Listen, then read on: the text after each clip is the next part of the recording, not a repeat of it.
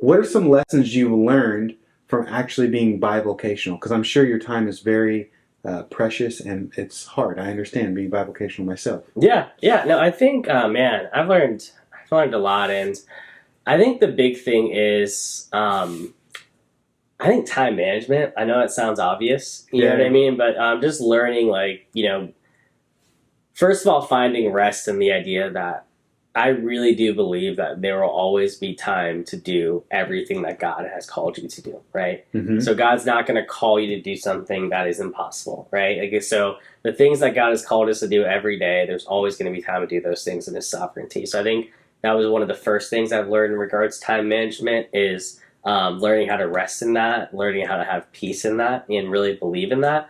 And then the second component I learned is that a lot of times, man, when we feel overwhelmed and we feel like we just don't have time, a lot of times it's these little decisions that we make every day. And it's almost these little pockets and these little moments of time that we're just not using correctly, right? You know what I mean? So I've kind of realized, like, hey, early on in the morning, you know what I mean? Like, a lot of times I'm like, man, I take like an hour to get ready, right? And when I say get ready, that's not just like, getting dressed or whatever. It's kind of like an hour to get going.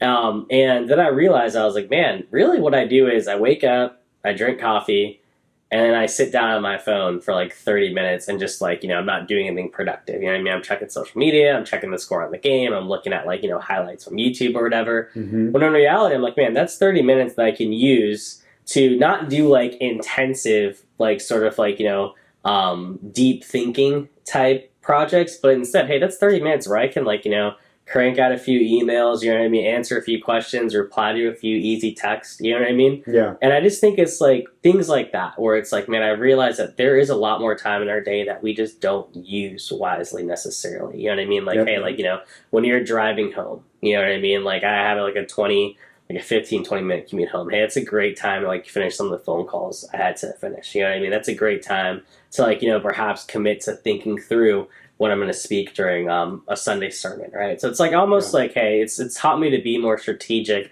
with those little pockets of time that I do have. So no, that's so good to hear. Like I feel like people get on me all the time because I'm such a planner and like calendar and schedule, but it's because I'm so stretched, and it's like I need to have this done, that done, and this thing and that, and so I have to say no to a lot of good stuff. Yeah. And use my time wisely. I think that there's actually a Bible verse in there, Ephesians 5, and I'm just saying.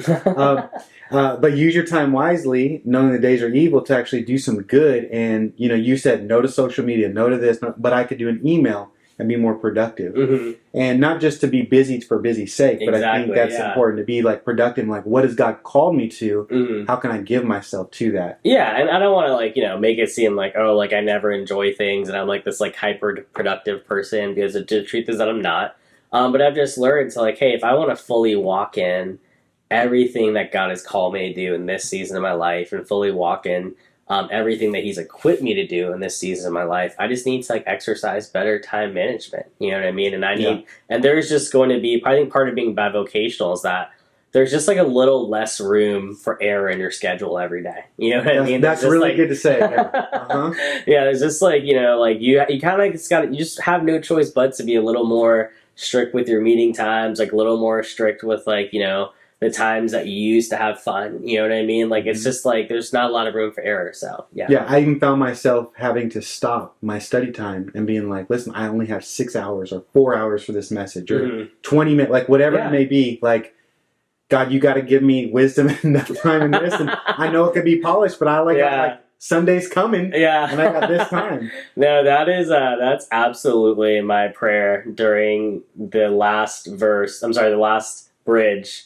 of the third worship song every Sunday before I preach. It's always like, God, I know I could have spent more time in the sermon, but but here we are. There people are here, plus this, you know what I mean? But I mean, I laugh and, I say that jokingly and relatably, but like, it's true. You know what I mean? A lot of times, like, a big part of it is just trusting God to bless the work He's called you to. You know what I mean? Trusting that, like, hey, He's not going to call you to something and that is impossible or that you're going to fail at. So I love that.